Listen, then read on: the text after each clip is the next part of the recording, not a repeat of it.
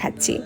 এখন লাস্ট বাকি আছে চূড়াটাকে পেছনে লাগিয়ে দিলে পুরো সিংহাসন কমপ্লিট হয়ে যাবে। চূড়াটাও কিন্তু অসম্ভব ভারী হয়েছিল, তাই এটাকে আমাকে হটগুলোর সাহায্যে বসাতে হবে, নর্মাল গ্লু দিয়ে এটা কোনোভাবেই থাকবে না।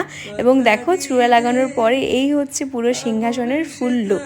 দেন আমি সেলফি ক্যামেরা ওপেন করার পরে রিয়েলাইজ করলাম যে সকালে যে স্নান করে বসেছি মাথায় গামছাটুকু আমি এখনও খুলিনি, এবং সেই সকাল 10টার থেকে এখন সন্ধে মোটামুটি 6:45-6টা বাজে।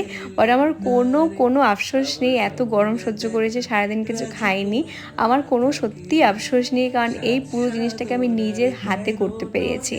পুরো জিনিসটাকে কমপ্লিট করার পরে আমি একটা জিনিসেরই ভয় পাচ্ছিলাম যে গোপুসোনা এটাতে জায়গা হবে কিনা, কারণ ওদের ড্রেসগুলো তো একটু বেশিই ছড়ানো হয়, তো সেই ড্রেসগুলো পরার পরে ওদের একটু বেশি জায়গা প্রয়োজন হয় বসার জন্যে, তো সেটাই মাথায় ঘুরছিল যদি ছোট হয়ে যায় ওর জন্য এটা।